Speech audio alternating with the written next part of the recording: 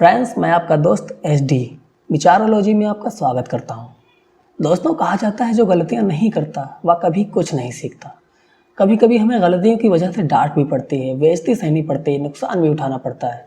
लेकिन फिर भी मुझे लगता है गलतियाँ करना बहुत ज़रूरी है, क्योंकि कुछ लोगों की गलतियों की वजह से ही हमें बड़े आविष्कार मिले हैं। आज मैं बताने जा रहा हूँ 10 ऐसी बड़ी गलतियाँ जिनकी वजह से फाड़ू आविष्कार हुए हैं। ऐसे आविष्कार जिन्होंने हमारी ज़िंदगी बदल दी। चलिए शुरू करते हैं। Number 10, Coca Cola. नाम तो सुना ही होगा।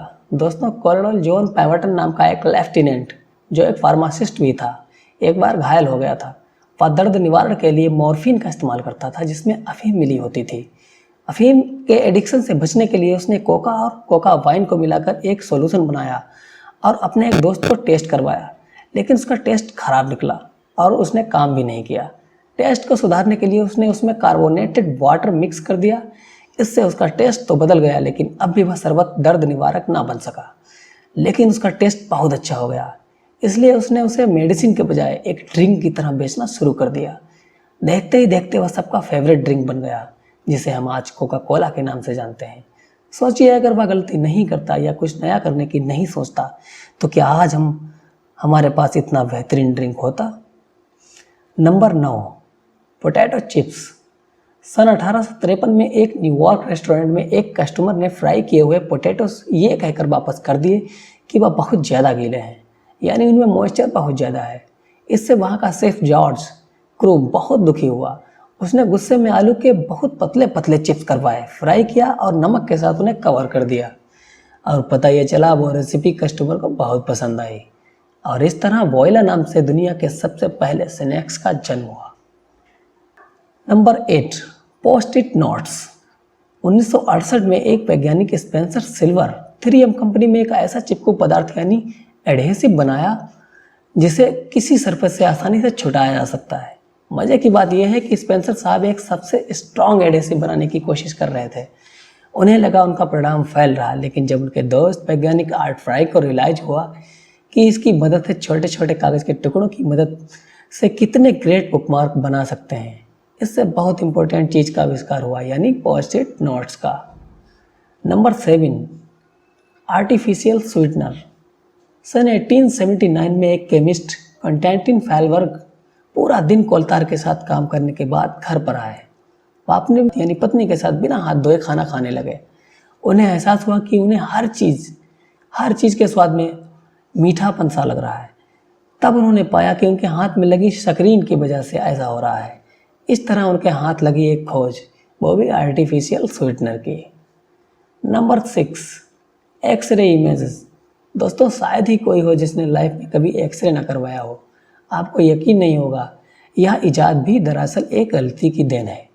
जी हाँ, 8 नवंबर 1895 में एक German physics professor Wilhelm Roentgen cathode rays पर काम कर रहे थे। तब उन्होंने देखा कि वैक्यूम ट्यूब, जो कि ब्लैक कार्डबोर्ड से बना हुआ था और उसमें से लाइट बाहर नहीं आ जा सकती थी, लेकिन उसमें से भी कुछ किरणें 1 मीटर तक बाहर जा रही थीं।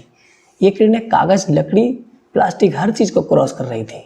फिर उन्होंने सारा एक्सपेरिमेंट छोड़कर इस पर काम करना शुरू कर दिया और एक्सरे की खोज हुई। Number 5, inkjet printer. इसके बिना तो हम बिल्कुल अधूरे होते हैं। इसकी कितनी ज़रूरत पड़ती है ये आप अच्छी तरह जानते होंगे।